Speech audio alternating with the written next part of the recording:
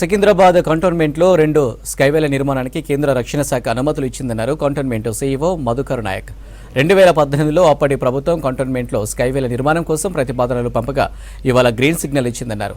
త్వరలోనే జాతీయ రహదారి 44లో ప్యారడైజ్ నుంచి సుచిత్ర వరకు, రాజీవ్ రహదారిలో జూబ్లీ నుంచి హకీంపేట ఎయిర్పోర్ట్ స్టేషన్ వరకు రహదారి విస్తరణతో పాటు స్కైవేల నిర్మాణాలు జరుగుతాయన్నారు. తాడ్బండ్, బొల్లారంలో రన్వేల టన్నెల్స్ ఏర్పాటు చేస్తామన్నారు.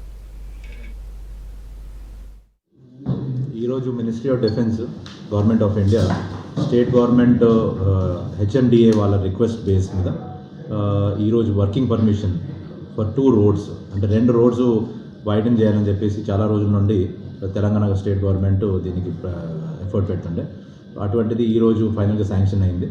సో ఆ రోడ్స్ ఏంటంటే బేసిక్లీ స్టేట్ హైవే 1 రాజీవ్ రహదారి రోడ్డు, సెకండ్ ఏమో నేషనల్ హైవే 44 మన ప్యారడైజ్ సర్కిల్ నుండి బోయిన్పల్లి టువర్డ్స్ నేషనల్ హైవే వరకు ఆ రోడ్. అండ్ సెకండ్ ఏంటంటే మన జిమ్ఖానా పెరెడ్ గ్రౌండ్స్ చౌరస్తా నుండి towards up to air force station Hakimpet వరకు ఈ 2 రోడ్స్ని డిఫెన్స్ ల్యాండ్స్ ఎక్కడ ఏవైతే ఉన్నాయో అవి ట్రాన్స్ఫర్ ఆఫ్ ల్యాండ్, డిఫెన్స్ ల్యాండ్కి ఈరోజు రక్షణ శాఖ దానికి అనుమతి ఇచ్చింది.